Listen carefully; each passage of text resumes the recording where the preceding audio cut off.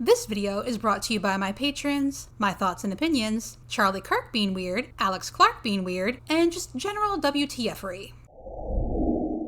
Hi, and welcome to, or back to, my channel where I talk about whatever catches my attention. I'm Kit, and in June 2025, Charlie Kirk's Turning Point USA held their annual Young Women's Leadership Summit. They didn't, so far as I can tell, post much of it online, a few speeches, some shorts, but you know, sometimes less is more. And granted, I wasn't there, I didn't experience all the wisdom the multitude of speakers had to offer, but from what I did see, it's very, very interesting to me that the female speakers were talking about how strong women are, there's no one way to be a woman, and then Charlie shows up and is just like, here's how to get a husband. Am I surprised?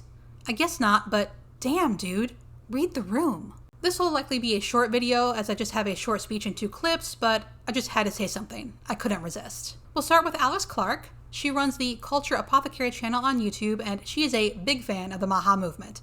So, naturally, that's what her speech is about. You are in this room and you are witnessing a cultural revolution. Less Prozac, more protein. Less burnout, more babies. Less feminism, more femininity. Is there some sort of correlation between depression and not eating enough protein? I did find a study, but well, this is the title and that should tell you all you need to know. Macronutrient intake as a prospective predictor of depressive symptom severity, an exploratory study with adolescent elite athletes. So yeah, eat your protein, but there's no shame in taking meds. There's also no shame in burnout, which can also happen to parents. Neither Alex nor I have kids, but at least one of us knows that babies are not a cure-all or a band-aid. And fun fact, you can be a feminist and be as feminine as you want. They told us to trust the science, but they didn't tell us it was bought and paid for by Pfizer and Pepsi.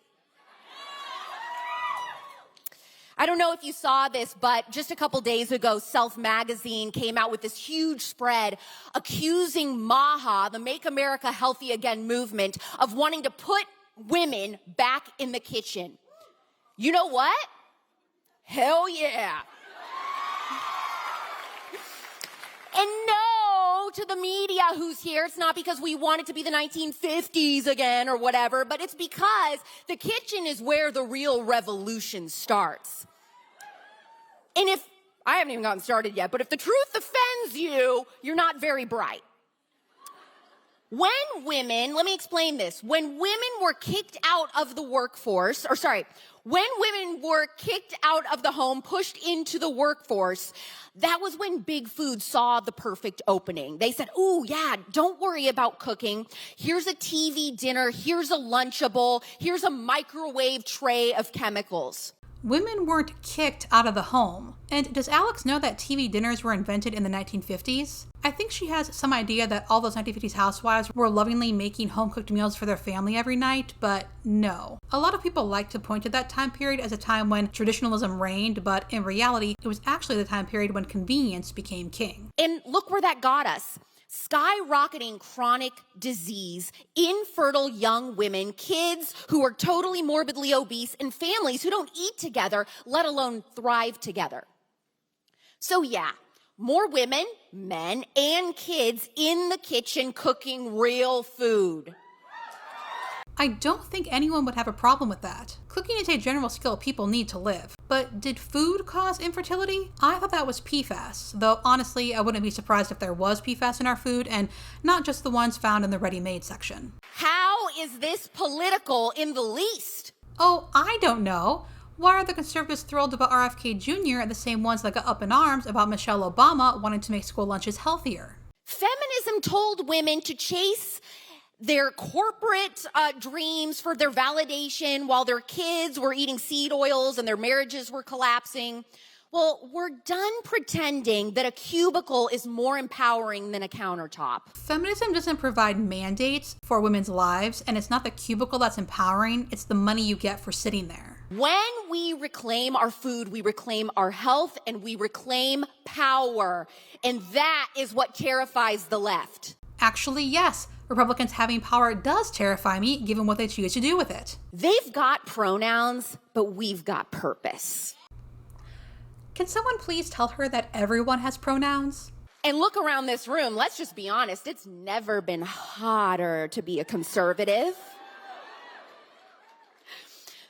We've got the girls who lift weights, eat clean, have their hormones balanced, have their lives together. Those women are conservative. Citation needed. The men who stand tall, lead with quiet strength, don't cower in the face of danger, and treat women with unwavering respect and honor, conservative. Oh, like Donald Trump? The most viral podcast, by the way, in the world, Joe Rogan, Tim Dillon, Theo Vaughn, The Charlie Kirk Show. Not exactly MSNBC darlings. We are the new mainstream. We are the cool kids now.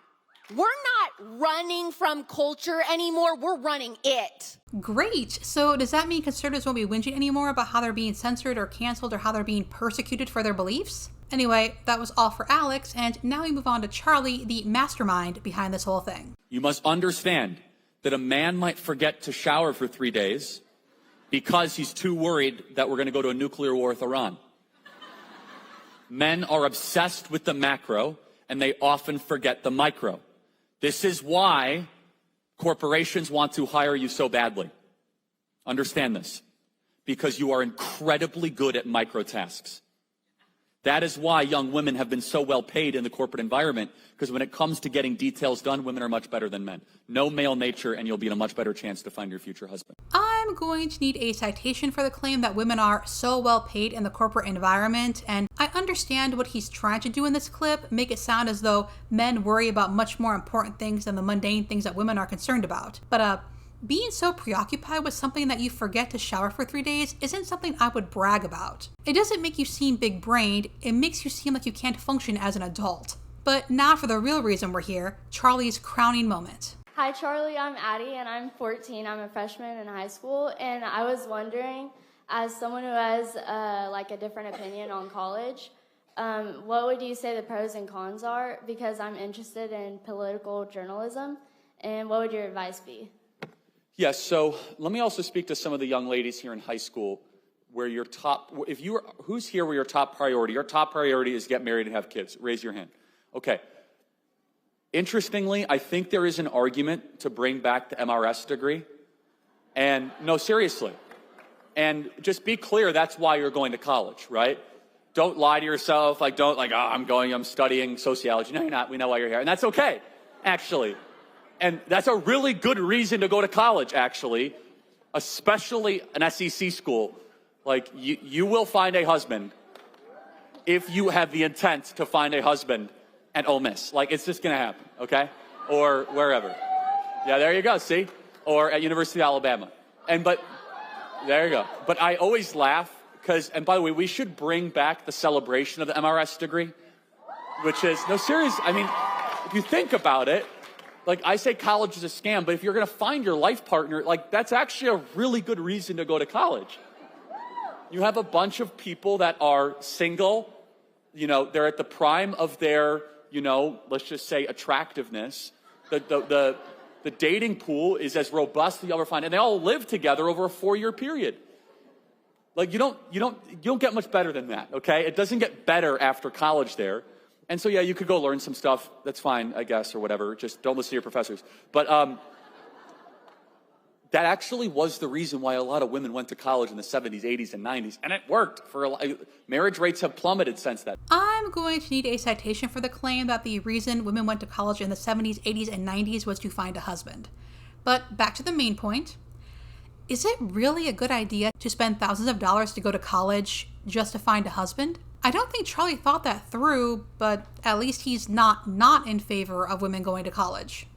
Anyway, yeah, I had to comment on this because of the husband thing. I know when I was 14, that was definitely pressing on my mind, and Alex was just silly. But imagine you're 14, you get to meet one of your, possibly, idols, and ask them a serious question, and they're just like, okay, but be serious, sweetheart, you really just want to find a husband and have some kids. Don't lie to yourself that you want some silly career or something. That would be so Honestly, crushing to be dismissed like that. Would it really have hurt Charlie to take her seriously? Or is that what this event is about? Yeah, women can do anything, but what they should really be doing is finding a man and having some babies with him. Brett Cooper also spoke at this event, and she really noted the rising difficulty in attracting young women, and this is why. The women are working to put up a veneer. You can be a woman and a conservative. We think women are strong and capable of anything too.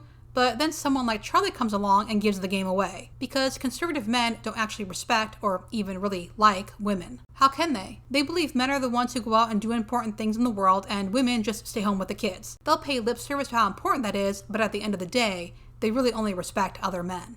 And that's it for this video. Thank you so much for watching, and I'll see you in the next one.